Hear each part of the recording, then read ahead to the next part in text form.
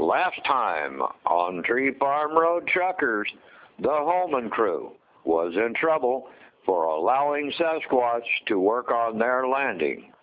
But all allegations and all charges have been dropped against Holman. They've been cleared from any wrongdoing.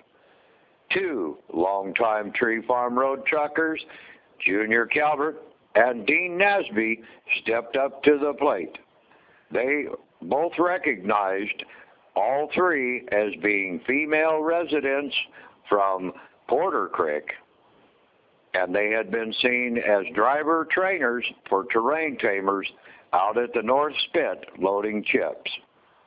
Meanwhile, back at the Taj Mahal of Transportation, Chuck Braceland Central, Jim Farmer is out on the injured list.